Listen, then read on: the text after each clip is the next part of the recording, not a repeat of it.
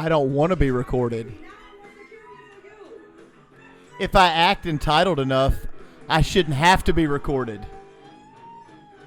Oh, that's so sad.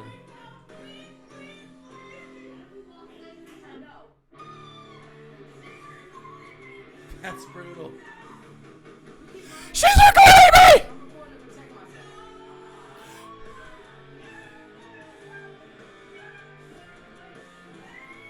How could you not hate someone like that? Look at that.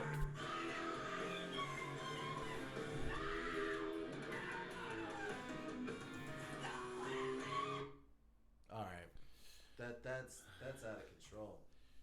They never end. They never, ever seem to end. That's one of my favorite ones. Dude, that is a good one. It's a good one.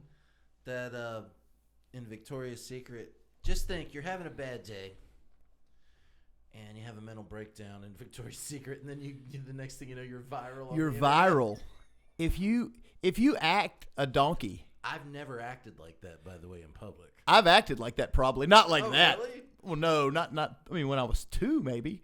I've said I've certainly acted some ways that I wouldn't want recorded. Well, right? Have you never acted a way that you wouldn't want recorded? Like not in public.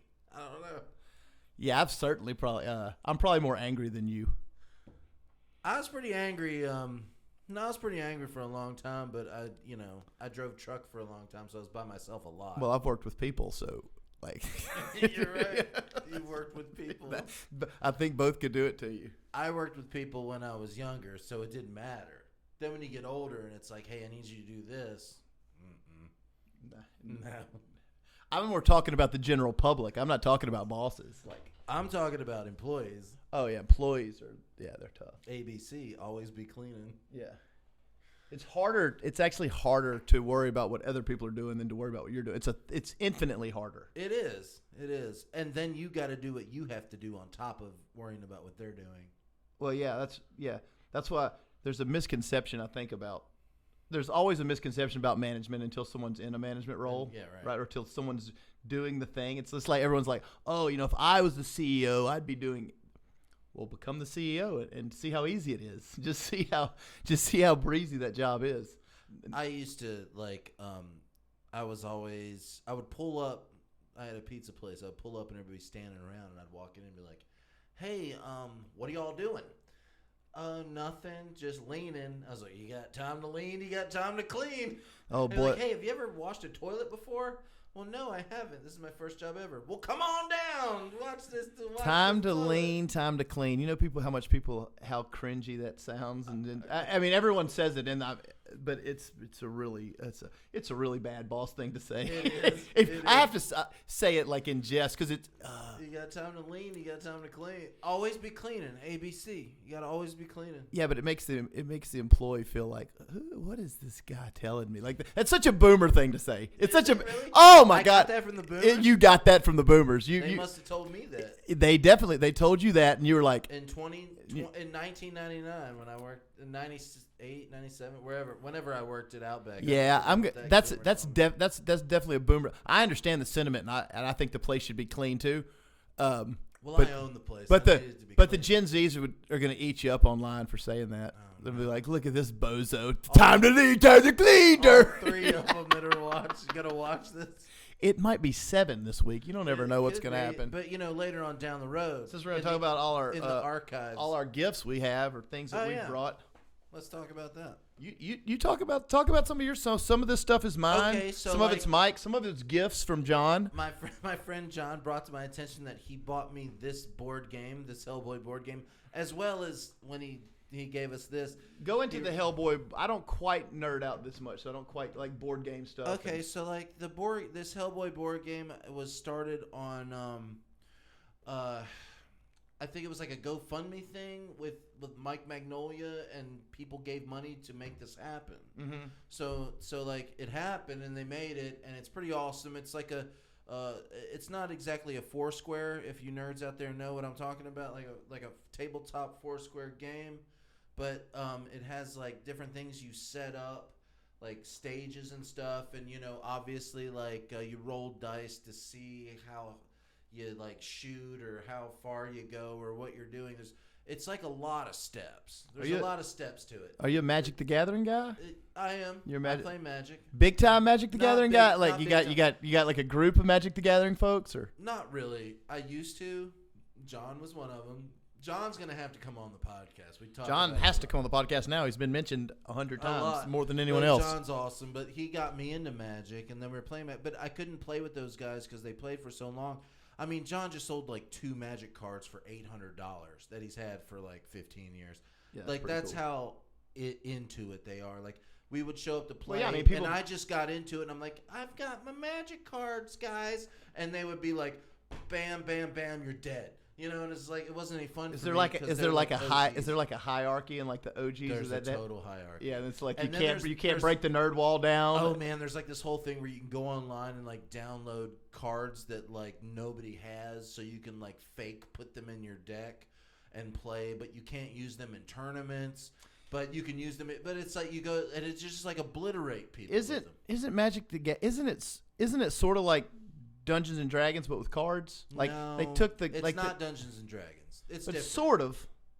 No, it's not really. Magic is a card game only. There's no dungeon master. You have a deck that you put together of 50 to 60 cards that you pull 7 cards out. You put mana down to tap mana to place like spells against the other person you're playing. That's it. That's what it does. How long do you usually play before all the women kick in the door and just come? If you're already playing Magic, there's no women. No, that's what I thought. A joke. That's a not joke. a joke. It is not a joke. There's a lot of women that play Magic. There's a lot of women that play Magic. There's not a lot of women that flirt with men who play Magic, though. That's what my point. Well, I don't know. It's a different age now, man. If you would have said that 10 years, 15 years ago, 10 years ago, said, yeah, immediately like, hey, do you like Magic? Not that everything has to be about getting laid. It's like, I like to go out to dinner and then bone. You know, it's not like I don't, Magic is... I like metal. You know how many chicks would be at a metal show? Like when I was single and that There's mattered? a lot Zero. of chicks at metal shows. No, not at metal shows. Now there is. I don't think so. I still go. I think you're wrong. What kind of metal shows are you going to? Like Warrant? Like what? No, like Bring Me the Horizon, and are they metal? Yeah, I mean, I don't know. Yeah. Me and my son went to every Vans Warp Tour from. Oh, they're going to be at the Warp Tour to when it ended. But the Warp Tour's not going to have metal. Like 2012. It may have some metal core, but there were like heavy bands there. There were chicks there. There'd be chicks at the Warp Tour, but I'm talking about like if you go to a Slayer show, just Slayer in a theater. Come on now, that's Slayer. There's not going to be. Okay, Megadeth. Okay, Black Label Society. It is not. Trust me, I spent my whole life in that scene. That is not. You played in it. I know. It is not a chick heavy scene. It's not. It's so that's what my point about the Magic. Like, of course, hot girls aren't actually coming to the Magic the Gathering thing, but everything's not about. It doesn't have to be about that. Do you know when you have a chick heavy scene is when you have a lead singer that's really good looking? Yeah, but then you wouldn't. You're not in the metal scene because they're usually ugly. I don't know. No, I think if you have a good-looking lead singer, tell me 3. Is Danzig good looking? I have no idea. Danzig's horror punk. He's horror punk. They didn't have any chicks. He's horror punk. But that's horror punk. Oh, is it? Yeah, it's horror punk. It's not metal. Name me 4 good-looking metal frontmen. Can we talk? If okay. We're not talking about Skid Row. We're not talking. That's hard rock. Okay. Hair metal. You might have me there, but like in the post-punk metal core, all the genres that came out after that, like like emo, the emo scene, emo metalcore, heavy emo metalcore stuff. All those guys are. When metal got in touch with its sensitive side Ice Nine Kills. When the lyrics sounded like they were taken out of a teenage girl's journal, yes, girls came to it. You're right. Hello. What do we do? Of course. I love all that music. I love all that. But you're right. It actually did sound like it came out of a teenage girl's journal. Of course. Read it out loud. That's pretty funny. Read it. I mean, I'm not saying I like some emo music too. I'm saying, but if you read the lyrics out loud, it's and metal, like metal is usually covering like war and famine and drugs. It's not. But if you're singing about parties and you're singing about came out of my journal or like, what is that? How's that? And they all sounded like, is it more than? Yeah, that's not what I'm talking about. Of course, well, I would not go. metal. You would go there exclusively to find women because that's all that would be there. But I'm talking, yeah. But like, so Magic the Gathering, I'm not buying that. Yes, I'm buying that women play Magic the Gathering, but I'm not buying that they care at all about flirting with you. They only care about kicking your ass at Magic. That's true. Yeah, you wouldn't go to a random like 3 beautiful women and be like, hey, we're having a Magic the Gathering party, and they would come. That wouldn't happen. I don't think. That wouldn't happen. I think. Okay, if you want to say like, okay, so it's like a Magic the Gathering getting together. I don't think there's any women that are like, hey, we're doing the Magic the Gathering thing. But I bet you could find, if there was a Magic the Gathering get together of 100 of them, I bet you could find 55 of them that were into LARPing. Oh, yeah, probably. That would be about and the other 45 do Renaissance fairs. I like Renaissance I fairs. didn't say I didn't like them. I'm just giving statistics. I'm not saying I don't like. Funny story. I went to this Made up statistics, by the way, that I just made. I know. It's just completely made up in your head, But it makes sense. But it makes sense. Yeah. I went to a Renaissance festival one time. Me and my kids took sword fighting for like, I don't know, 2 months, and then I went to a Renaissance festival. But you were already a lightsaber badass. Like you should have been already known how to sword fight, right? Didn't you? You've been like training with the lightsaber since you were 2. Well, yeah, but it's a little different without the light sword fighting because so like there was a guy like set up there, and I was like, oh, I'm gonna kick this guy's ass. You know, I've had 2 months of every weekend, with a sword. Yeah. And like, so like my kids are like, they're really, how old are your kids at this point? Oh man, they're like, probably like, 10 and 13. Oh, perfect age. That. Yeah, for sword fight. So hell yeah. They like totally watched me get my ass kicked by this dude. That but when I set up and he like came at me real soft because he didn't realize like that I knew like just a couple of things, and he was like, oh, you know something about sword fighting, and that's when he murdered me. That's when he said it's on, and you just got your ass kicked by a bunch of goddamn nerds. No, and if it was me, I would do something about it. Like seriously, I like set up and he came at me and I went click click and he went, oh, you know how to sword fight. Then he was like, pow pow pow pow. God, that would have been such. I was like, well, I didn't know how to sword fight that good. I could just see this nerd coming alive. He's been waiting for that moment his whole life to like encounter. He's been telling this story. You're right. This guy has been telling this story of what happened. Years ago to his friends since that happened, probably. He's been waiting his whole life. There was a guy that like came up there and he like actually knew. He thought he knew what the hell he was talking about. I destroyed him. Fucking kidding. They're like, hey Don, Julio, we've heard this song like 100. We've heard it 100 times. We got it. We got it. You sing this 100 times. Yeah, there's no doubt he's that's this story that you have sung. What did you do to recover after your kids watched you get your ass kicked in front of everyone at the Renaissance Fair? How'd you recover from that? I bought them as much as they wanted from the Renaissance Fair. Whatever they wanted, I bought it for them and then forgot about it. And then they moved on. They totally moved on. So let's go with this. Look. This Lewis Black book you got right here. Me of Little Faith. Yeah. Yeah. Tell me about that. Well, it's basically it's pretty much a book for atheists or not atheist if you just or curious people. Lewis Black's an atheist. Lewis Black's an atheist. And it just sort of I don't have to hold it up. It's Lewis Black, Me of Little Faith. Yeah. But it's a good book. It's a good read. If you're into that sort of thing, if you can't handle alternative points of view, you wouldn't do really good with it. But he kind of talks about reincarnation. Also, he talks about a bunch of stuff like how it's kind of. I thought he was kind of more political than anything else. Well, it does kind of dive into politics because like especially in America, where Christianity determines so many policies that we have. Like still, like almost all of our policies. Which is odd because we're supposedly. Which is odd because we're not supposed to do that. State. We're not supposed to do that thing, right? But we do it. But yeah. And it's crazy. Well, do you think that like along the like along humanity's like thing, do you think that we would have figured out if we didn't have like the 10 Commandments? That we would have figured out like, oh, maybe we shouldn't kill each other, or maybe we shouldn't steal or covet our neighbor's stuff. People were already doing that. That's been the laws of humanity since we developed frontal lobes. Like people think about even cave people moved in tribes, okay? They all lived together and they did not steal we don't think they stole and killed one another because they lived together as family units, okay? They're living together as family units. Even animals don't kill. You know not to steal people's things because there's cultural rules around it. No, I think it's absurd that you have to have the 10 Commandments.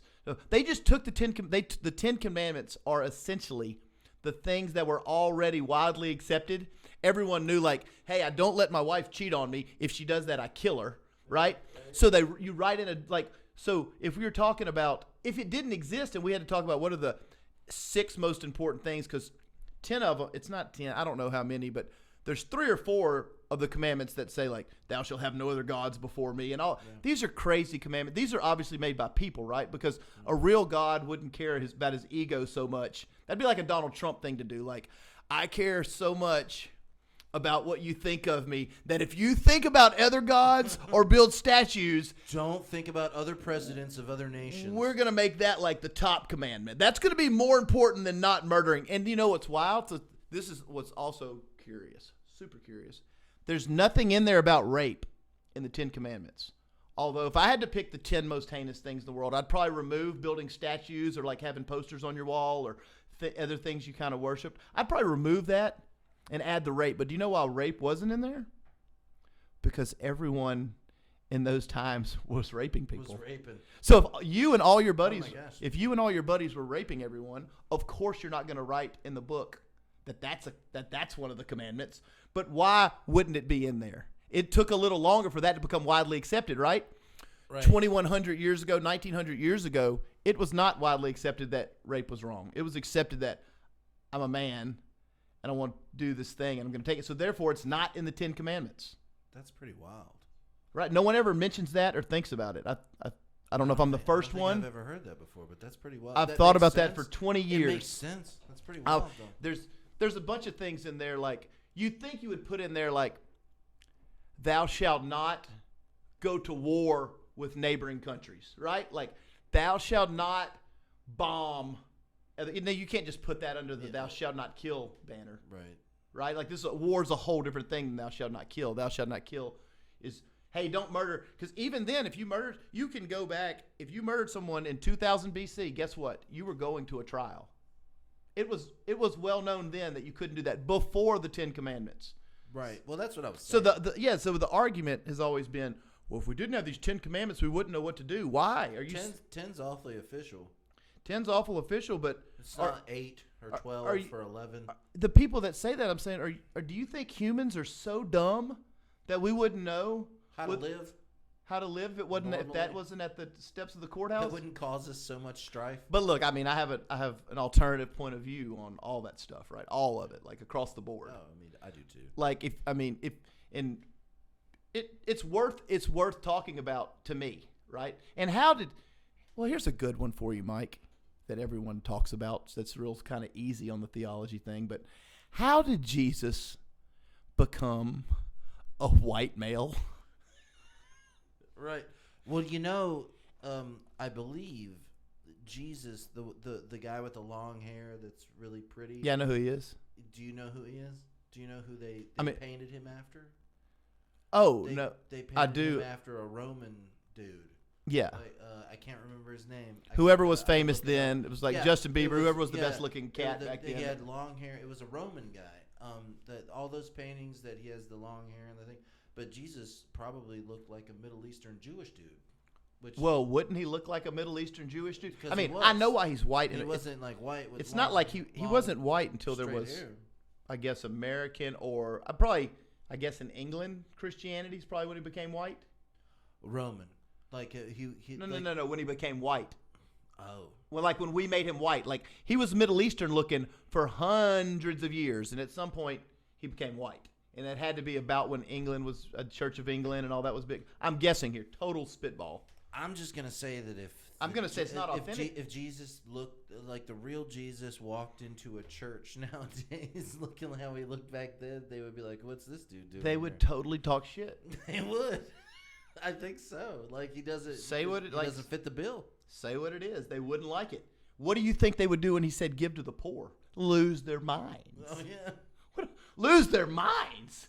What do you think he would do when he said welcome your neighbor?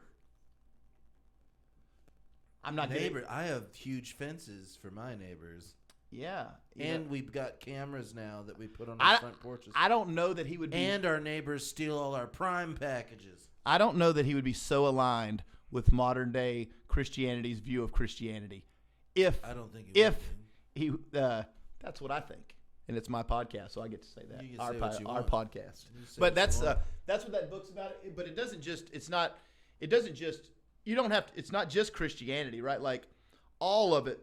It talks about all of it. It even talks about reincarnation some, and how it's ridiculous. Basically, he just kind of opens the door to everything, and talks about how ridiculous it all might be, or it could be, and it's a pretty good read. I'm into those. Yeah, I'll have to read that one. You brought it. Yeah, check it out. Okay, since we're on like kind And of then like you gotta switch it up a little like bit. on a political standpoint. Watch Randy. Keep him safe. Guys. And Tony. This is a book called Tales from the Time Loop. It's David Icke. It's one of his books. I can't remember. It's like the third or fourth book, maybe, whatever. But he talks about things. He talks about like kind of like what we talk, like conspiracy theory stuff, like what we talk about. All conspiracy theories, or is it just the conspiracy theory around the time loop? Do people understand the time loop? Like, explain it. What you mean when you talk about that? Well, this guy, he like went to he was a soccer player. They call it football players over in England, but he was a pretty famous soccer player, football player in England, and he became a journalist, and then he went to South America and had like an epiphany, and kind of realized that all these books are all about how everything's controlled in the world, conspiracy wise, and all that kind of stuff. So like, and he's also the one guy that he talks about the skull and bones. He talks about all these things that all these institutions That we now know to be true, like that we know to be true. Like a lot of things that he said in here is truth. Some things that he hasn't said. Some things that used to seem like wild conspiracy theories are now verifiable facts. Yeah, and like, but one of the big things that he actually wrote all these books about were the fourth dimensional reptilians, which are we went in with Elvis a little bit, yeah. Yeah, we went in with Elvis, but like that they like rule our world, and they rule our world through secret societies and whatnot, and they've been here forever, and they just kind of control us, and that's like what he talks about. I don't know how plausible. I don't know how reads. it sounds fun. I don't know. I still don't know how plausible I am. He I guess I have to get more. He also talks about how like in wars that they have companies that make food supplies that we drop on people, and also bombs that we drop on people that look exactly like food supplies, and they're not written in the people's language, so like people pick up these things thinking they're food and they explode. That's like a part, like he talks about all that kind of stuff that nobody will touch. Yeah. I love it. Like, yeah, it's great. He's got a couple of books out. He's got and they're really good. I would probably just skip to the newest book if you wanted to read anything by David Icke, because like the first probably quarter of his book are all the same. Like he starts out telling his story like through like this much of the book is like all the same, and then he goes into like what he's into. But like he tells his story in the beginning of every one of them, just in case you pick it up. We'll have to switch books and go through that. This one here is the Encyclopedia of Heavy Metal. This is soup to nuts for any neophytes, and you can look at all the non-good-looking lead singers in this. But this is a badass book. Like anybody that's if you're into music at all, like I am in a huge way, and Mike is. Well, Mike's a musician sometimes and a producer, and sometimes hates music, but you could talk about that. But this is this kind of good. Look at those good-looking guys in Cannibal Corpse. Zero girls at the show. Look at Carnivore. Hold on 1 second about this Cannibal Corpse thing, because there's I don't know if you ever heard of Steve Terberry or whatever on YouTube. He has this YouTube channel where he's awesome and he plays like guitar and he's badass. He talks about gent a lot, but like he has this thing where he takes Cannibal Corpse lyrics and puts them to like folk guitar. That's like when they do the metal. Hilarious. Yeah, they do. I've seen them do like lounge singers do metal and all kind. It's funny though because like Cannibal Corpse has like stuff that's like ripping out your throat and feeding yourself your esophagus, and it's just like what the fuck? But he does it really funny. It's really funny. That's I've seen some very similar things, and I love. But like Cannibal Corpse has all these crazy lyrics like that. Well, that's the kind of that's the crux of death metal. What death metal people that don't listen to death metal, it's supposed to be like a comic book. Mm-hmm. It's supposed to be like the most ridiculous thing, like I'll rip out the entrails of your infant and strangle you. It's supposed to be a horror film, really put to music. You know, Sabbath started metal with the first, introducing horror into music, but it was way more subtle. Like, what is this? It stands before me, and big black shape, and Satan's coming around the bend. It was that. By the time you got to death metal, they were full on writing Friday the 13th scripts. Well, I mean, and it's funny. Like, it's not supposed to be. Anybody that takes death metal too serious has got some issues. Get this book though. If you're anybody in like your 20s or 30s, you can. It's so cool because if you don't know a lot about music yet, or you're just getting into music, or you're starting your journey, it talks about these old like band rivalries like Megadeth and Metallica. Because Dave Mustaine was in Metallica. And he beat up James and Lars, and he got kicked out. Talks about Van Halen versus Dave Lee. I thought he partied too hard for those guys, which is a lot of partying. He partied too hard. All three of these band rivalry examples. So you have Megadeth versus Metallica. Everybody into music should know these three. Megadeth versus Metallica. Van Halen versus David Lee Roth when he splits and they get Sam Hagar. And Black Sabbath versus Ozzy Osbourne. Those are the three rivalries that everyone should know about. If you're in music, a cool book. Yeah, it's a super badass book. But I know most of this information because I lived it and you lived it, and I was like all up in this stuff. But if like I have to put it where we are, it's 2022. You have somebody that's 25 or 28 years old. He's got a Tool shirt on right there. That's corrosion of conformity. He's got a Tool shirt on. That's cool. Tool's in here. Yeah, Tool's totally in here. There's gonna be corrosion of conformity. Great, be into them. Oh yeah, they're great Pepper King and hell yeah, freaking badass. There's Danzig. Oh my gosh. Not good looking, but dangerous enough. Yeah, he's dangerous enough to get your girl. Look at that. Yeah, he's. But man, you can. I can even learn stuff on here because there's so much information. I mean, it even goes back to Hendrix, which isn't metal, but it just talks about his influence into. But look at these shots, bro. Like. Oh man, that book's awesome. Like this is for someone like me or someone. This is the kind of shit I would have on my coffee table. I don't have like good housekeeping. My house is just a normal regular house, but I try to keep some fun things around. Grab that. I'm a Lebowski. You're a Lebowski. Oh yeah. This book John gave me because he knows I love the Big Lebowski, and it just has pretty much everything from in the. I mean, seriously, it's got a lot of stuff in here that you wouldn't even need. It's DIY home security, and it shows you like you'll need. You know how like in the movie, I don't know if you've seen it. Oh yeah, yeah. He like he hammers this 2x4 to the floor so nobody can open his door, but he hammers it the wrong way. The door actually swings the other way, and it shows you how to set your.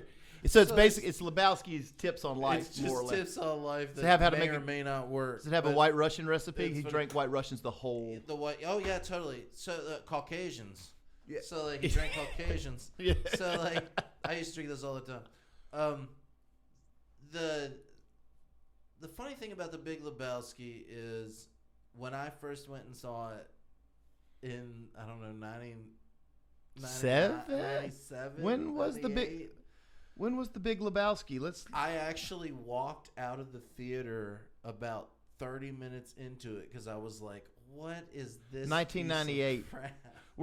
Were you just And not? now it's like my favorite movie of all time. Were you just not astute enough at 19 to get it? I Or? just wasn't. At 19 years old, I didn't get it. And It's then years later, it moved too slow, and you Yeah. did. When you see it as an adult, I think you're an adult. Well, let me just tell you, when I fell in love with it was probably 5 years later. Yeah, And then it got this huge cult following. But I mean, it deserved. in my living room, I have a picture of the Big Lebowski in my living room, and I have a picture of Hellboy that Kim and my best friend and artist. She's a beautiful person and a painter. She painted me a Hellboy, so I've actually got the Big Lebowski and Hellboy in my living room. Oh, and one of them, the Hellboy one's awesome. Yeah, it is awesome. That's her that did the. Yeah, She didn't do the Big Lebowski though, right? No, she didn't do that one. That one. Yeah, that one's Kylie cool as bought me shit. that. But but she painted that one, and we'll have her on the podcast. I'm gonna have her on the podcast, and we'll have her like. I want to have her like while we're talking. I want to have her like painting a She painting can just be in the background, in just the painting, background, just doing her painting, thing. and paint a whole thing. She can and chime then in like once- But me and her also write music and perform music together. So she's just an all around awesome person who does all these things. Artiste. So Artiste. music. These three people are my three of my top 5 favorite guitar players of all time. So this is obviously my favorite. This is actually in order. Tony Iommi is my greatest musical artist of all time. Everybody that's ever played a hard rock riff or a metal riff in the last 52 years has stolen from Tony Iommi. No one has written more incredible riffs. Bet. No one. And it's not about shredding a million miles an hour as this guy Randy Rhoads can do, which Tony can shred, but it's not about shredding. It's not always about how many notes you can fit in. Mood in his stuff. It's so much mood, so much space, so much space, and letting things breathe. That's what I was. and letting them build. Letting them breathe build. and build. I like That's how he does that. Oh my God, that's the. Because you can. That's all day, but like you got to let things breathe, and that's what he does. That's why it's so genius. Yeah, and then Randy Rhoads, of course, is probably the greatest technical player ever, and he's the first person to infuse classical music with metal. No one had even thought to do that in 1980. That was not a thing. Now everyone does that, right? Well, Yngwie did that a lot, but he was after. Way after Randy Rhoads. Yeah. Way after Randy. And Yngwie's great, but Yngwie's an example of somebody who's a great shredder, an incredible shredder. But people probably don't even know who we're talking about. Yngwie Malmsteen. People into music really, and you got to like everyone knows who Tony Iommi and Randy Rhoads is, right. whether you're not into music or not. It's like Biggie and Tupac, but everyone doesn't know Yngwie and Malmsteen. And Frank Zappa's another one that's probably slept on these days.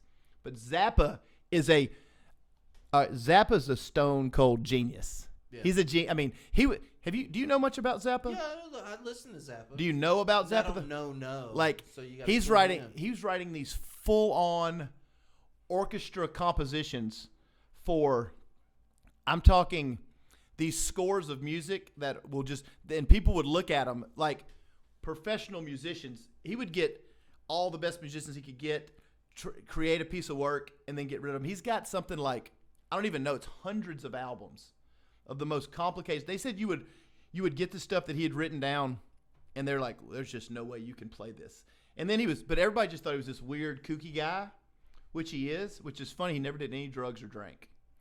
But Zappa used to be like down maybe like 20, 25 for me, and then I learned more and more about Zappa as time went on, and like appreciate him for what he is. And like even these people coming from these symphonies would be doing these interviews and these biographies, and like, bro, Zappa would get in there and like it was out of control. It was another world. And these are like people like the San Francisco Symphony Orchestra or the New York orc. Just Zappa's a really, really, really interesting cat, and also he probably aligns most with my political ideology out of anybody besides maybe Lemmy. Anybody that's a star. Besides Lemmy Kilmeister from Motorhead probably shares my. He hated all politicians. He thinks they're all full of shit. He's like, why are you mad when they lie? Of course they lie. It's their job to lie. Their literal job is to lie to you. Right. So why are you pissed off when they lie to you? Of course they lied to you. That don't follow through. And he's like, all politicians are assholes, and I don't give a shit. I'm going to the strip club. Like, Lemmy just had a lot of things figured out, man. Lemmy's another cat that's a deep, deep dude that looks like he just crawled out of the sewer, right? Zappa does too. Yeah. And these dudes were some in-tune cats, but Zappa in particular was a bona fide genius. Oh yeah, I love his music. It's so good. It's so good. I mean, he's funny and he's witty. Like Joe's Garage, as we have here, which is this Acts 1, 2, and 3. But the song Joe's Garage is the greatest song ever written about being in a band. Like if that doesn't paint the perfect picture of what it really is to be in a band, like it's remarkable. If you've never listened to Joe's Garage, you should put this on Acts 1, 2, 3. Just run it, soup to nuts, start to finish, and I think you'll enjoy it. You might enjoy it if you're into the weird and the macabre, and not eating yellow snow. No, I totally have to use the bathroom. Just keep going. Mike's gonna run to the restroom real quick. I'm gonna look over his Fascism and Democracy by Orwell book, and I'm gonna get him to go into this a little bit because I haven't had a chance to read it as of yet. But of course, y'all know George Orwell wrote 1984. We're experiencing a lot of 1984 right now. Hopefully, maybe in the next 100 years we can get things back on track. Maybe for my grandchildren. This is it's pretty far gone, but I'm going to be interested to get Mike's take on this book, Fascism and Democracy, and see. It's a short read, my God. This thing is like, if y'all don't, you should get a lot of Orwell books. If you have 1984 is one you should read. Animal Farm, you should definitely read. That's a super cool book. Down and Out in Paris and London, have not read. And I have not read this little pamphlet, Fascism and Democracy. But I'm going to be interested to hear about it. Mike, what's the story on Fascism and Democracy? I haven't read it. I've only read 2 Orwell books, Animal Farm in 1984, and I need to read those again. They're so good. This is really something that people have glazed over because it's not really. Tune everybody. Tell us about Fascism and Democracy. It's not really. It's a couple of essays that he wrote while he was in some trenches, and that's pretty much what it is. In some trenches in war? Yeah, World War II. Yeah. And, 1941. Yeah. So that's World War II. Yeah. So like he wrote. I mean, they're really short. This thing is short. When I ordered this, I thought it was like a book. I thought it was a book, but it's a pamphlet. And I paid. Is there anything interesting in it? it? Paid more money than what I wanted to. What did you pay for that? Tell me, like $3.99. It says on the back here, UK $1.99. I think I paid like $10 for it. They got you. They got me. Because like it looked like online. It looked like a book. Yeah. And I was like, oh, this is gonna be good because this is like fashion. But it's actually just him and ramblings about how, like, freedom and like things like that. He's talking about totalitarianism and things. It's just just his view of the world at the time as he's in a trench. As he's in a trench, and it's pretty good. Hey, you know what? If you want to read it, get it. It's worth it. You can probably find it for like $2. It's not worth $10. Not for the pamphlet. No, it's because it's like a printed out thing. Yeah. They printed out and then they stapled it together. Get the online version. If you really want to read a book by George Orwell, you read Animal Farm in 1984 because 1984. Well, those are like there. Yeah, that's what I was just saying while you were in the restroom. We are the. How many? We should get that book. We are Animal Farm pigs. We are. That's what we are. We should get 1984 though, and one day and go through it chapter by chapter and see how many things have actually come to fruition. Oh my God! The thing where you just get up in the morning and you watch the news, or they make you work out in the morning with them. That like It's like, or it's a total thing of like having Siri or Alexa in your house. It's like straight up from 1984. Yeah, that's all. I mean, and I think Back to the Future seemed like they took some stuff from 1984 and put it into Back to the Future. This is my theory, but that's it. You know, tell me it. I want to hear. My theory. No, that's it. That Back to the Future, and I could be totally off base here, so apologize if I am, but it seems like they might have borrowed some ideas from the book 1984 and put it in their movie as the future. Back to the Future is probably my favorite movie of all time. Okay, that's a good topic. Yeah. Man, I like Back to the Future. Those whole movies that I quote them. I have a friend, Joe, that he got an office in our office building. And we would have days where we said, we're not going to say anything to each other unless it's a quote from Back to the Future. I had a friend, Robert, that me and him were like that. A friend of mine from New Orleans. Like, we would find these weird commercials. We had this whole summer where we would talk to each other like the Encyclopedia Britannica commercials that would be like, I think I made that abundantly clear. We had all these little, and then we had the Go Daniel from Karate Kid. So we took these like, pop culture. Then we had like a Rocky flick. We had like a shampoo commercial. We combined them into some weird hieroglyphic language. Robert, that's like what me and Joe did. We did that with Back to the Future and a bunch of other things. He's one of my more intellectual friends. Was just like, which was at the time was just weird. You can only be weird with certain people, right? Even still, you can only be so weird with certain people. So some people be like, I have no idea what we're talking. Quote that all day, just like heavy. Yeah. Is there something wrong with the Earth's gravitational pull in the future? Yeah, you just your whole. I'm saying very few people might not even understand what we're talking about, but like I know what you're talking about. Full conversations through the day, only using Back to the Future references. Yeah, right. We had full conversations throughout the day, only using like these 9 specific markers from pop culture we could. The actor. And where did we get an Encyclopedia Britannica commercial to put in there? I was like, oh, that's just a cool line. We got to have that. I think I made that abundantly clear. The Back to the Future though is like so great, and all of like there's actually a 9/11 thing in that one, a conspiracy theory in that one. I know. Where Twin Pines Mall and they showed up at 9/11. Yeah, and then, I've seen that. You can't even. Back to the Future is to movies like Black Sabbath is to me to music. Like you can't even overstate how important it is. It's so important. Like even if we talked about the greatness of Back to the Future for 45 minutes, it still wouldn't illustrate how great it actually is, or how important it was to me as a kid. It's like it was so important to me as a kid. Like everything. It was my favorite movie. Rocky. So I would go. If I had a gun to my head and I had to pick, I couldn't pick one, but I'll pick 5. You pick 5 and I'll pick 5. You go first. That is way too much. I can do 5 quick. Then what you think? You could do 5. I can do 5 quick. All right, do 5 quick. Rocky.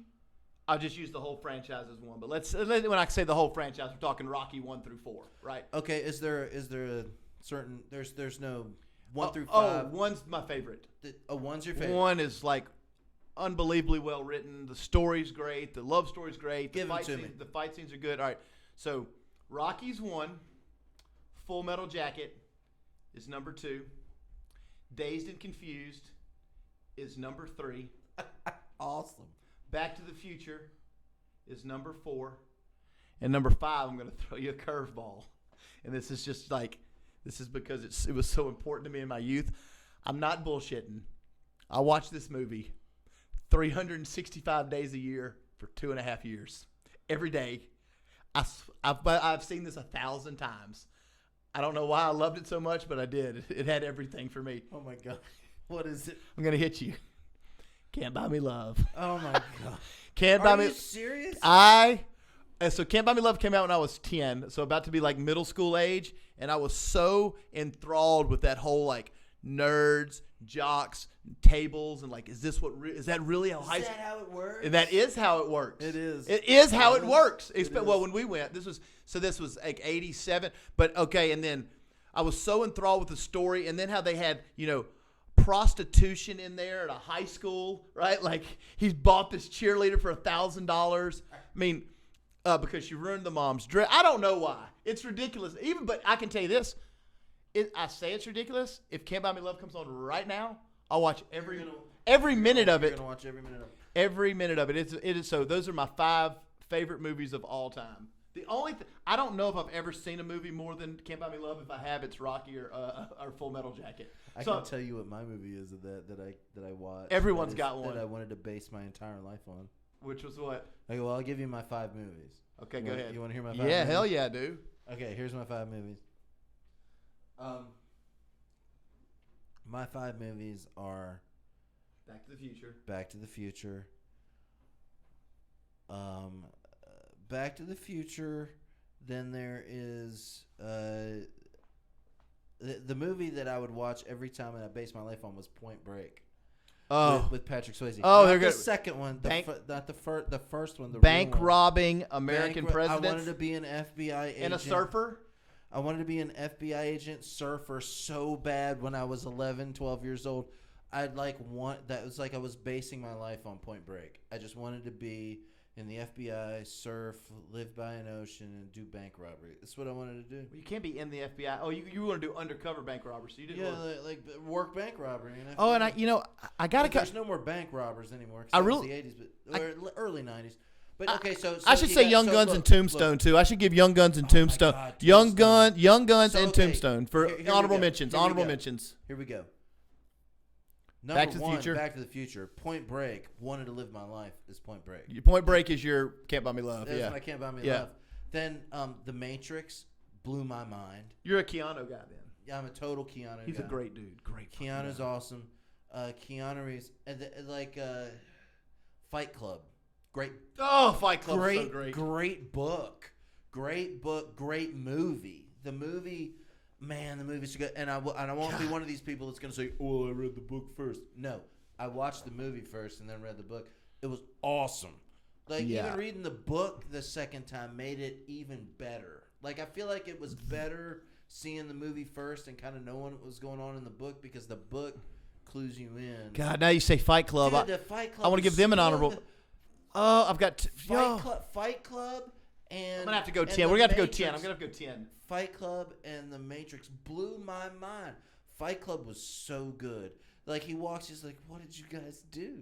And they like look at him like, "Well, you were there. Like, what are you talking about?" And he's like, "Is this a test?" You know, it's like everything's a test. It was so good. Man, that's so good. But The Matrix is the one that blew in my Pulp mind. Fiction, I should have. Pulp Fiction's got to be. Pulp Fiction. That's Okay, I'm at 7 okay. now. So where am I 5? You're I've got Back to the Future. Back to the Future. Point Break. Fight Club. Fight Club. Matrix. And who's number 5?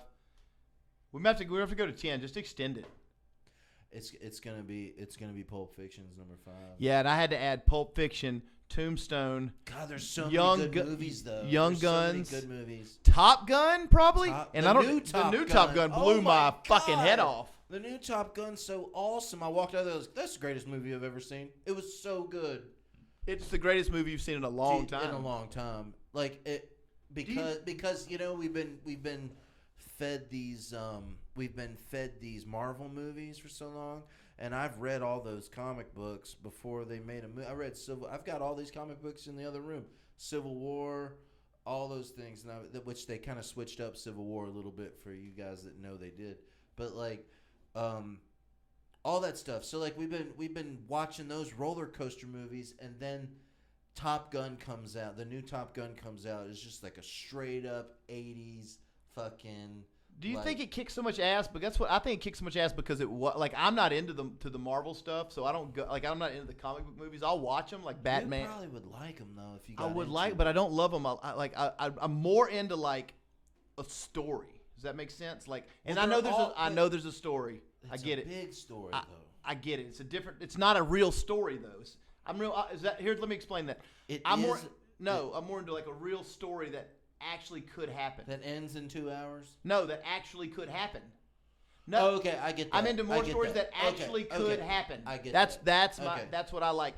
It's super fine because like, there's a lot of comic books that aren't capes and masks. There's a lot of comic Oh books yeah, that aren't capes and masks. I read some comic books. You're not into capes and masks. I'm not into even in the movies. That's fine. You know, but I like some Superman and Batman. But I think like the old those were fed on us as children. Those are original. Because like they're not good movies if you look at them now. Yeah. Well, I would tell you this though. Like my favorite superhero is Batman. That's my favorite because he's a real dude. Yeah, like you don't even, and he has contingency plans on everybody. But listen, you don't have to. You could become Batman. Yes. If you were a billionaire, but I was a billionaire and I had enough training and I went and I trained with the League of Assassins. You could become Batman, but you can't become Superman. No, you can't become Aquaman. No. And you can't become Thor. Well, and you can't become Iron Man. You got to remember that Batman's the ultimate detective. He can look at a detective. He can look at a crime scene. But it's weird though because like in music, I'm super into fantasy. Super into fantasy and music. Like I can listen. Like I can listen to songs about dragons and warlocks and magic and hell and theology. To the wind of the ice and snow. Yeah, that's awesome. What a great So it's weird that in music I like a bunch of fantasy, but in movies I don't like any fantasy. That's really weird. Yeah, but in music even. But I still prefer the story in music. Does that makes it like I'd rather listen to a song about World War II that's real than I would a song about wizards. Although I love the song about wizard also, but just not as much. Or like hearing a song about like Thor. Oh, I love Frostgate or some shit like that. I'd love that. I could. Thor's music. I like it in music. I like fantasy in music. I don't like fantasy in movies. So 2 hours of it, I guess, is too much. I can't sit. Do you like comedies? Oh my God, love comedies. Have you ever watched Thor Ragnarok? No. Oh man, you'd love it. Is it funny? Thor's are funny. The Thor Ragnarok is funny. No, comedies are probably. It's a comedy. Comedies and it's are probably really my second. funny. Dramas are probably my first favorite type of music. Movies. And then comedies are probably I love all that. Well, especially when we grew up, all of that goofy shit from the '80s, like Revenge of the Nerds. And, hell yeah. You know, all the storylines kind of became the same, but no, man, we were sold the fantasy. We were sold, hey you guys. Yeah, Goonies and all that stuff. Goonies was you find like a treasure map. Goonies was Goonies falls way down my list.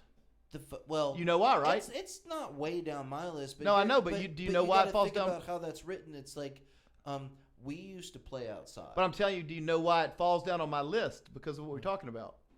It's not something that can happen in real life. So I liked it. I saw it in theaters. But didn't you ride around on your bike around town and get into adventures on your bike? That just takes it to another level. It's like all the time. But there is no other level. They don't do that anymore. There was no level past where I took it. The only way that you can get that now is if you watch like Stranger Things and it shows you the 80s. Yeah, how we did things in which the 80s, some of it's misinterpreted. And early 90s where we rode our bikes around and did all that. Nobody does that anymore. It's too dangerous out there for some reason. Yeah, and that's really. I'm glad I got my kids to adulthood, but while riding bikes and stuff was still a thing. Even though our kids all have phones and stuff, where we could be like, oh, there's this. Did your kids not ride bikes? Let's go. Your kids are about grown like mine, right? How old are your kids? In their 20s? They didn't. They didn't ride bikes. They played video games. My kids rode bikes all over. Well, I had. Look, okay, here's what happened. I also did not raise my kids. I raised my kids more like it was closer to 1985 than it was 2015. Well, tried to. Well, here's the thing about me is I really liked video games. See, and I don't play video games. I haven't played a video game actively since the day I discovered that girls could grow boobs. Like at 12 years old, like I put my Nintendo up and never went back. Yeah. No shit. Okay. People think I'm crazy for that. Here's the thing about me though is like I love video games and I played video games forever. So like I got my kids in the video games. But, like, I also bought them four-wheelers and all that kind of stuff, and we lived on, like, 6 acres, and I used, like, a bobcat and made trails and stuff. Well, one day they, like, wrecked all that stuff, and then they wouldn't get back on the four-wheelers, so I sold them. So they got scared of it. But then, like, I was really into video games, so, like, we had a whole room in our house where I had, like, 3 TVs and 3 gaming systems. We'd all sit down and all play Call of Duty together. And they were like 8, 10, and I was, in my 30s. And we like all sat there and played video games together online. And it was awesome. Yeah. And then they're just. So you they probably were had just more. Really, You might have had more. You probably had more. You had. That's a lot of bonding time. that yeah, I didn't get. we did do a lot of bonding over video. So there's games. probably It was that's probably the plus and. You know, the problem with video games is they got older was video games got to be more of a singular thing. Is it? I think my age. So we were all like in our own separate rooms playing video games. Yeah, but I think I'm 2 years older than you, and I think like my age or right above was like literally the cutoff for people who like. So no one my age that I know. I don't have one friend my What was the first video game system you had? in television. Okay. The first What one was ever. that? Huh? I don't even know what that is. 1979, the first video game system. I was born in '79. Okay, I had it in television. Then I had the Atari. Then I had the I 26. had the Atari. Then I had My brother had the Atari. My But sister had the Atari. my point is this. I'm saying I literally think like 1976, 77, 78, somewhere in there was the cutoff for people who stopped playing who didn't play video games past junior high. And then everybody under that plays video. Everyone games. Everyone. But don't find me a lot of. Because I think games got really more involved. Like, they got grown up. Games got grown up. You're running around with guns and shooting stuff. Yeah, but does my theory They're make grown sense? up Like, games. does that make sense though? Like, there's like a cutoff where people stop. There is a cutoff. There's a cut, and I think like literally I'm on the line. You're on the line. Like 45, 46-year-olds. The other maybe thing I didn't like about video games, though, when I played I could get bored fast with video games because there's like always like a repetitious thing you do constantly. It's like I do this, and then I repetitiously do this, and then I repetitiously do this. And the video games that I like are like open like do whatever you want games because most of them are just repetitiously doing this. But here's I literally played video games for hours a day. I'm talking about like a crack addict. I played video games for years, and then I turned like 12, and I was like, I don't play video games anymore, and I never played video games except like in college. We'd have like some Mario Kart parties, and I didn't play for a while, but you took some time off. I took some time off, and then the technology got really kick ass, and then you got back into it, and I just started buying. You're also a way more tech guy. You're way more tech guy than I am, so yeah, I'm way into. And I think I might be the cutoff on that too. Like I'm not saying me personally. You understand what I'm saying? Your age group. My age group. I'm just saying there's a cutoff for all these things. Like just like like if somebody who's 80, that's about the cutoff for like they don't want to use a debit card, right? But everybody, a 76-year-old is like, of course you use your debit card, right? But like a 65-year-old is like, I'm not getting on TikTok, but of course they have a Facebook. I'm saying there's just a cutoff as you go.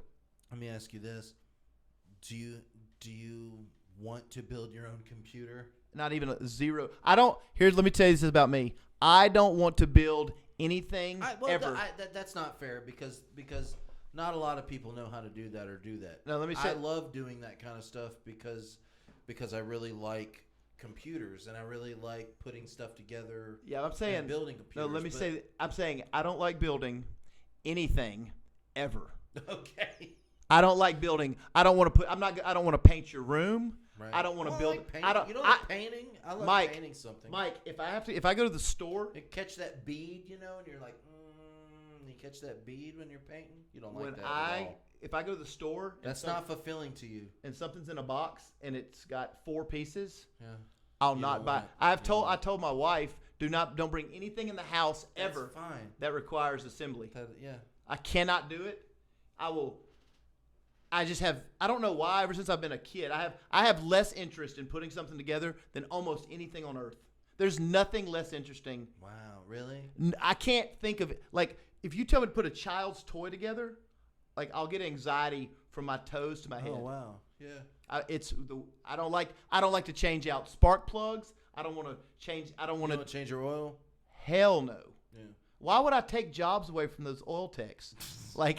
They need to work. You don't want to save $20? I do want to. That's the weird thing, Mike. I do want to save $20, and I'm like the opposite of lazy. I'm like I've worked today. I know you work. I work all the time, round the clock. My mind never stops. I never stop doing shit. I do. Now look, I'll do things like mow and things because they have to be done. And I'll do things like the house is gonna be kept up. If I had to paint, I will, but it's way low. So no, building a computer. I wouldn't know where to start. I don't know where to start. Well, I have to have somebody mow because I'm allergic to everything outside. Like I go outside and like my eyes just start just draining my eyes and everything. Like I love to mow. Don't get me wrong, because I will mow, but I have to wear a gas mask to mow. You have to wear a COVID no, mask? I really have a gas mask out there if I wanted to push mow my little tiny yard. But I pay somebody barely any money to mow my little tiny yard. Well, they check 20, $30, huh? I'm Because it's paying like $30. But like it's worth me not going out there and just like getting this discharge that I get because I'm allergic to everything outside, and especially when like it's like pollen season. I'll walk outside and if my arms are uncovered, they just start turning red from pollen touching me. I have bad allergies. It's really bad. My allergies got a lot. It sucks. I got to take like allergy pills every day, all year round. To combat the fact that my eyes goop up and I'm just like. You're not gonna have allergies anymore, and let me tell you why. Okay. You are not gonna have allergies anymore because you're doing a plant-based diet that you just started. When I started, I've been doing plant-based for a week. Mike's been doing plant-based for a week. I started doing. That's awesome. I feel great. I did plant-based for 7 months. I don't do it anymore. I eat whatever, but I lost like 30 pounds without trying to lose weight. I was happy at like 240. I was like, that's a good weight. As I was working out and I was just big, I felt good. I was fine, but I didn't know how good I could feel. Maybe I was like 235 when I started plant-based. I was in pretty good shape. Oh, wait. This guy's a beast. You got to go on our TikTok and find him and then go on like all of his social media stuff because he works out. He does all Don't follow me because I work out, though. But just follow. But you can follow it because he works out. Yeah, follow because I try to give good advice about just being healthy, just working hard. But so I wanted to do the plant-based thing. I wanted to try it. And my God, and dude, I had allergies so like what you're talking about, red welts everywhere, face swollen up. I snored. What's it called when you sleep apnea? I had sleep apnea. Yeah. And I'm not saying this on like this is scientific fact. I'm telling you, but it is a fact that this happened to me. I went plant-based. I lost like 25, 28 pounds without trying to lose weight. I have not had allergies since. That was a year and a half ago, even though I only did it for 7 months. Man, I hope that happens my to me. sleep apnea went away. I have not snored since. No headaches. Almost every ailment. That's why I wanted to keep doing it, but then at some point I just really wanted a ribeye. You really want a steak. That's it. I get it. Because I wasn't doing it. I mean, my parents raised cows. Like I'm not doing it from a moral standpoint. Like I want animals to be treated humanely and killed humanely, but then I want us to consume them because they're not. They're not. But that's another podcast. Well, they're not sometimes. Like, but it's not that they're not all the time. But that's an issue for a whole nother podcast. But I just wanted to do it for health reasons. I was like, I wonder if it'll work. People like it. Now, 2 things though. So 2 negatives because since you're just starting your journey, you're on week 1. Right. Week 1, dude. You won't recognize yourself in 6 months. Like, it's unbelievable. Your skin will clear up. You'll lose so much weight like you're not even trying to lose. Yeah. Like, muscles will start showing. Like, it's wild. But I did lose strength. That's a real thing. Like, I absolutely lost strength. But that's because I wasn't lifting strength. Not like to get in the car and go to the grocery It wasn't like I couldn't get myself off the toilet. But, I mean, I just, like, maybe I could squat 30 pounds less. I could bench 20 pounds less. I've seen dudes that are vegan that are just jacked up. Well, I know. That's what of course. That's what but I don't think I supplemented enough protein. You have to really, like, and I track my macros and stuff, you know, through an app and just I put in everything I eat and just try to make sure my calories match. So I know I wasn't getting enough protein. I was getting like 30 grams a day. I need like 200. So. Right. But if you'll supplement your protein, which you don't even care about that right now, you're just doing it to see what it'll do. You're not even trying to do anything with it, right? I'm really just trying to fix my stomach right now. Oh, it 100% is going to fix your stomach. That's what I'm doing. My stomach's so jacked up right now. My gut biome. I take all this stuff for it, and so like in a week of me doing this, I've actually I feel great. My head is like clear. It's unbelievable. I sleep better. I used to get up like 3 times a night, use the bathroom. That's over. I got up once last night, and it was right after I laid down, so it wasn't like in the middle of the night. So I things are going good. Well, things are going good with it. Let me tell you about your gut. After about 3 weeks on plant-based, dude, I felt like I was 9 years old again. My body was so regulated. I was shitting like 1 time a day, at the exact same time every day, like clockwork. One solid turd, whoop, whoop, clean as a whistle, right off the. I mean, just whoop, like the bidet could barely even knock off a dingleberry. Right. It was just the smoothest little turd right out, and it was so regular every day. That's like a. Nobody really wants to say that. That's like a big hidden benefit. It's a huge benefit because nobody tells you when you get older. Like, this outside part of you gets older looking and you go. The inside gets older too. The inside gets older too. It's something you don't think about. It's like, well, I'm just going to keep eating this pizza and this meat and everything and all this stuff. And then like one night you eat something at 9 p.m. and you go to bed at 10:30 and you're up all night because your shit sucks. And because like, honestly, like our bodies, like we're actually not meant to be meat eaters because the acids in our stomach doesn't break down meat like a meat eater animal does. But we're supposed to eat both. We're supposed to eat both. I think we are supposed to eat both, but for now I'm doing this plant things because my stomach has to get better. I'm just miserable. Your stomach's gonna get better. Like you're gonna call me one day or text me and be like, "Holy shit!" Obviously, I'm gonna have a steak. Yeah. Here and there. Like when you say here, I love it. But yeah, of course, steaks are awesome. When you say here and there, like don't do it for a while though. I'm not gonna do it for a long time. I'm not gonna do it for a year probably. I'll probably do that. I'm gonna try to do this for a year. I'm gonna do this for a year and see where I'm at. Now you may never. I'll say 10 years ago. 10 years ago, I watched a show narrated by Joaquin Phoenix called Earthling. Yeah. And it showed how like all the meat, how all the animals were treated that we kill and all this kind of stuff and it made me a vegetarian for a year.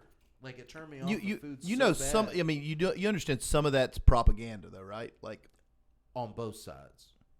Everything's propaganda on both sides. I get right, that. And if anytime somebody's selling you something, I get that. Like there's like they went to places that were I'm doing bad. Things for me that I think are good for me. Now, like if you look strictly at the science of eating plant-based meals, my health is gonna be better. No question, no doubt about it. 100%. My health's gonna be better. Your gut's gonna feel better. But I'm not gonna quit drinking Coors Banquet because 100% I might if I get feeling real good. You might start. I might not need it. I think I started. But what I'm saying is that I'm doing it so I feel better, and then like I'm not gonna quit drinking Coors Banquet because I like that. Yeah. But I know that that's bad for you. Well, how many do you drink? Drug. How many do you drink? When we do a podcast or a regular? No, just like on average. Like when we do a podcast, you don't drink that many. I drink 3 during a podcast. On an average day, I drink half of one, and I end up pouring it out at the end of the night. That's what you drink on an average day? Yeah. Half of 1 to 1? Yeah. In a podcast, you drink 3 or 4? Yeah. You're fine. Yeah. I mean, you're not fine from a caloric intake standpoint. But I also do like vodka though. But that's just like when you want to turn up and have a good time. You take a shot of vodka, drink a beer. That's on like a Friday. I'll say this. Like, why do you want to have a good time? I haven't drank for 2.5 years, and that's awesome. But look, I'm honest with people, right? I did stop for like a week. A couple weeks ago, I was like, hey, I'm drinking beers and whatever, and I stopped for a week and nothing happened. I didn't feel any different. It didn't affect like how my stomach was or any of that kind of stuff. The things that were, because I was trying to figure before I did like the all plant-based stuff, I thought, well, maybe it's like this alcohol I'm ingesting, when actually I wasn't ingesting a lot of alcohol anyway to begin with. It's the food. So I quit doing that for a week, and I was like, well, nothing's changed. I'm still waking up in the middle of the night with like regurgitating, like, and it was the food. Yeah. And so I got that out, then I would switch to food, and for a week I haven't had any of that happen to me. What I was going to say about that, it's awesome. When I talk about the alcohol, they're like, well, do you still have as much fun as when you drank? No. No. That's like nobody wants you to say that. They want to be like, oh yeah, I have just as much fun sober. Bullshit. I've been sober for 2.5 years. It's not half as fun. I don't do half the shit sober. When you're drinking, you're more fun. Like you tell better. You're more outgoing. You tell better stories. Of like your yeah. what am I Your trying to say? inhibitions. Your inhibitions. Your inhibitions. Your inhibitions Like, go look, away. look. Sex is better. Conversations are better. Hanging out's better. So like, now I hang out with my friends who drink, and I go out and like we hang with them, and I don't really have as much fun as they're having, and it's obvious they're having more fun. So no, people are lying to you when they tell you like, Right. I quit drinking, I have just as much fun. I quit drinking too, and it just became this thing that I did, and I like the way I feel, but I don't have. I'm like kind of a miserable old shit when I'm not drinking. Like go. I just want to go home and like be alone unless I come talk to you on the podcast. The worst thing to do is like when you're sober and everybody's drunk. That is the worst. Hell on earth. That is the worst. But you know, when you're our age, people don't just get. I don't go around people that just I don't get shit get house. around getting people's shit house either. Like I go out to somewhere and I'm like, oh, so and so's playing the guitar at this place. Yeah. I'm gonna have a couple of drinks. Nobody's like getting blasted like we used to, back in our early. The 20s. first time somebody says "I love you" to me, or when somebody talks to me with the, you know, when they get right in your face, they lean over and they're like, "Hey, you know the light." As soon as that happens, I do my famous thing. The way I leave situations is I just leave. I don't do. You know how Southern goodbyes are like when you're at a party. Yeah. And you're like, all right, guys, I'm about to head on out. And you leave, and you got to stop and talk to people for 40. Now, my mom will stop and talk to every freaking person at the. So My family's. it's got the it, too. worst. It's the worst. People, hey, while I've got a platform, let's talk about this for I a minute. took Like, a cue from my like brother on I that. just leave now. When I'm ready to Go go, straight up. That's how we do it. I just roll out. So if you're ever with me somewhere and I just bounce, it's nothing That's rude. what you did the other day. You were like, "Oh, I gotta go home." Bam, you were gone. And I was trying to get out from out here, but they tell you goodbye, do the whole formal thing, and I was like, "Oh, that's just like you fit right in with my family." My brother, I do it. My brother does it. We'd be somewhere, and my brother would be like, "I'm leaving." It's time to go. And then like everybody turns around and we're talking. We turn around. I was like, "Where'd Bob go?" And it's like, "Well, he left." And it's like, "Well, he said he was gonna leave. He just didn't do all the formal handshakes the whole time." My mom And would so take I an took a hour to total- leave. I took a total cue for that, and I'm just like, I'm out, and I just bounce. I just roll. Sometimes just bounce. like if I'm sitting with somebody, like we were like at a group, I think at your birthday party or whatever, and I was like, all right, guys, I got to go. Good seeing you. Good seeing. I got ahead. That's what I'll do if I'm in that type of setting. If I'm in a big setting with say more than 15 people, I'll just. Dude, I might just yeah. I I'll just whistle. bounce. I just whistle my way out the door.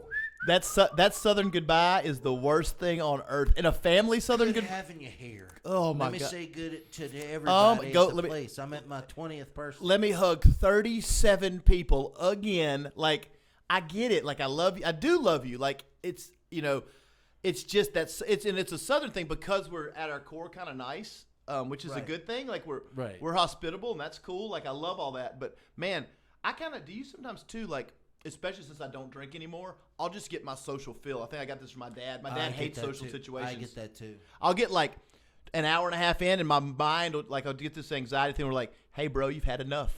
Like, and I used to be. I do the same thing. I used to be captain like extrovert, probably because I was drinking. I just want to keep the party going, and we're just gonna keep talking shit. And I was like rousing people up, and I like telling stories. That's like my thing, and I still like to do that. But man, after a little while, I'm like, it's too much people, and I did so much of that my entire life that like when I go somewhere now, I want to sit in the corner.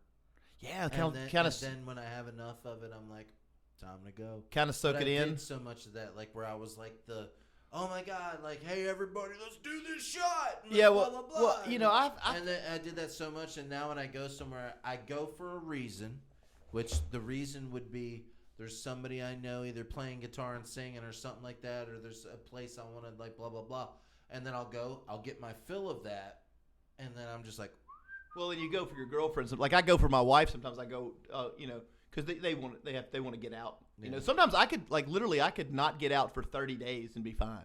dude, 40 days. I work from my house. I could stay in my house and order everything I need at my house and never leave. I I could know. order everything from Amazon to the Walmart will bring you stuff. Everything. You can get stuff from Walgreens. They'll bring you stuff. I don't need anything. I've got everything covered. But sometimes, but then like. But look, if you a don't little- get you out a and get little ar- cabin fever. if you don't get out and get around, like all these, these things we like to read and the things we like to listen to and the conspiracy theories, all this stuff that we ingest, all this information that you and I love. If you don't get out and get around regular people, and you know how I have this whole thing about the government taking over our work, like, Right. and we know it's true, and it's just like, Yeah. if you don't get out, and the money thing that we talked about in the last spot, if you don't get out and get out of your own head, Or let me say this, if Ray Or Creasy mix around. doesn't get out of his own head, like shit gets weird. Yeah. Shit gets weird, bro. Like your mind gets weird because your mind is powerful, right? Oh yeah. So you just like I take on too much information, then my brain won't stop running. There's too much for me to do at my house for me not to leave. Like I told you, you're like, what are you doing? Are you bored? I was like, I'm not bored. I'm doing a guitar lesson. You said something that I thought was great when I texted you that earlier. You're like, because I think the same thing. You're like, I'm never bored. I'm like the same way. I'm never bored. I'm never like I bored. literally can occupy all the moments of my day. I don't have enough time during the day to do the things I want.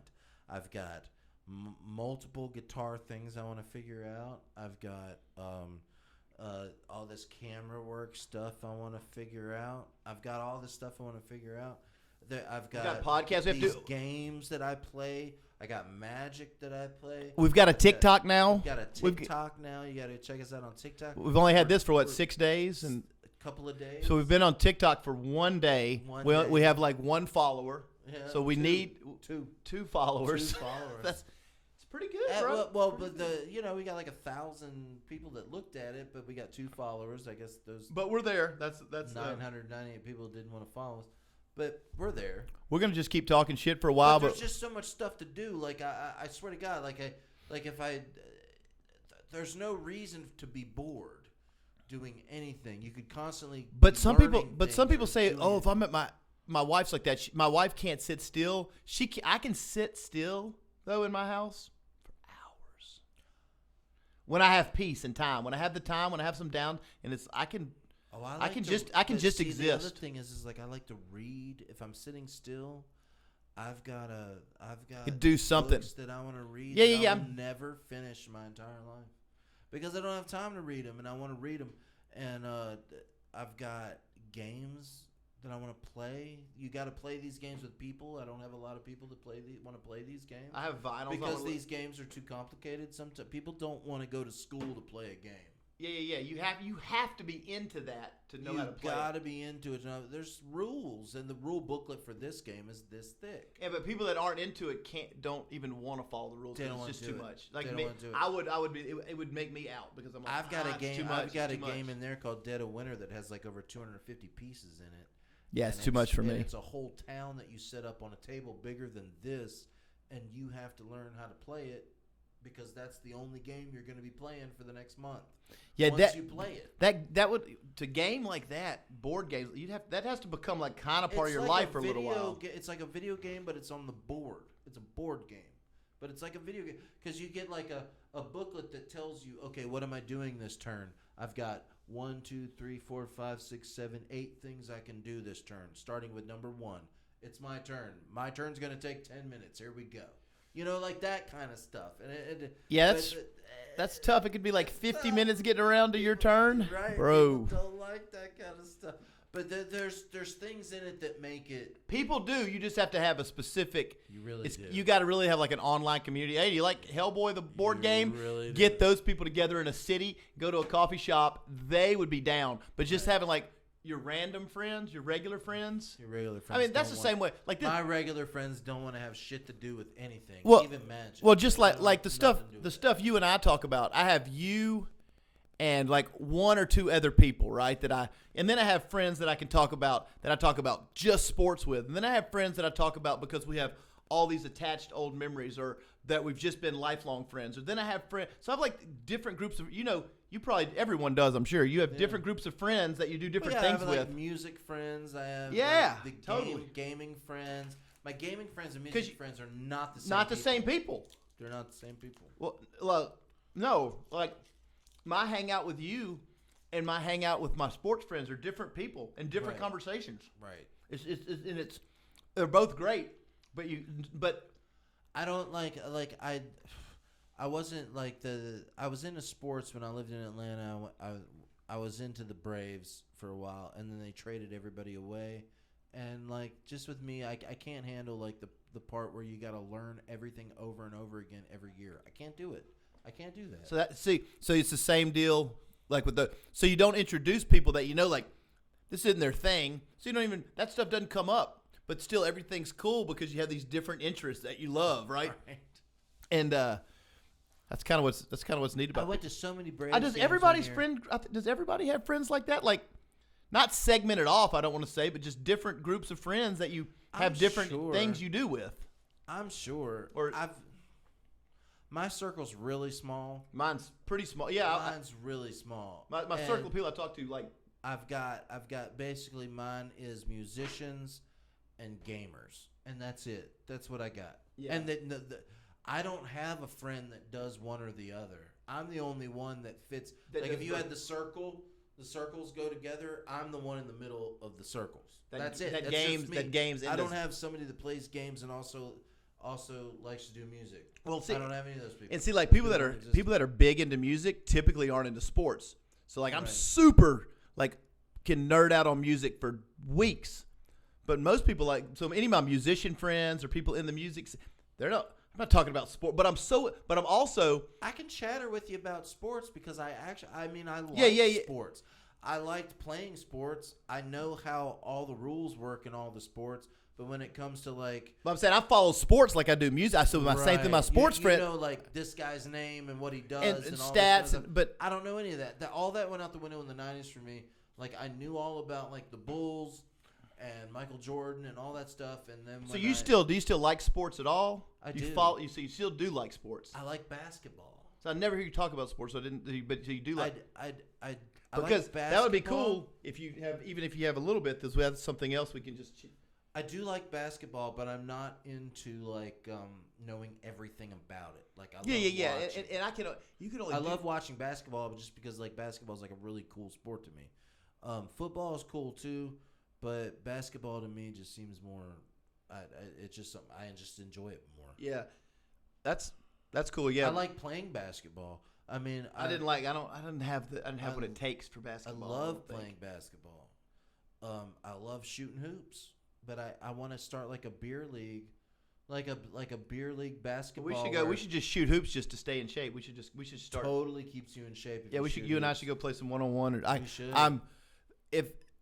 I've been looking for somebody to go play 1-on-1 Let's or play go. basketball with me. I don't even know. I where like to doing do it. anything like I like anything There's like. a couple of places I'm not.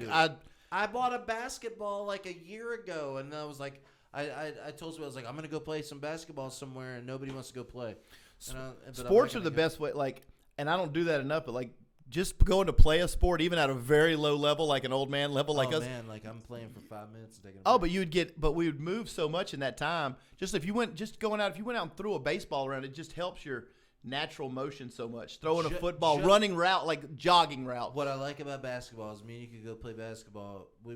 I would go out and I would just shoot and move around, and you would move around, and we would shoot, and then we play a little. Yeah, bit. but you're just getting movement. We're You're just getting getting movement. We movement, probably wouldn't even man. get into a one-on-one game And forever because probably we not, both probably because, suck. I would suck bad. How bad are you? I would lose I was actually not bad. Yeah. But I'm gonna say what I'm I from the consider north. sucking. I'm from the north, Not so from we the south. played- That's a different type of. We played a lot of hockey too. Like we played. Yeah, y'all's basketball at North might be a little different than South. Not bad. Mine say maybe terrible here might be like average there. I don't know. I don't know. Now I'm terrible. I would never be able to play against anyone now. I'm way out of shape when it comes to like moving around a basketball court. Now going to the gym and lifting weights, I'm fine because I'm not going to get out of breath lifting weights. But like if I go play basketball and do like if we do a layups drill, that's going to last a couple of minutes. Start doing sets of 15. You can get out of breath. Like no, that'd be a great way. Like I need somebody to go do that with. Well, Let's go do that. holler at me. I'm down for that. So we'll wrap it up right there. We'll let y'all know how our one-on-one game goes if we go or how we shot around. Might take a couple of shots. Put it on our TikTok. Put it on. Well, hey, us playing basketball would be great TikToks. We'll see you later. All right, man. Bye.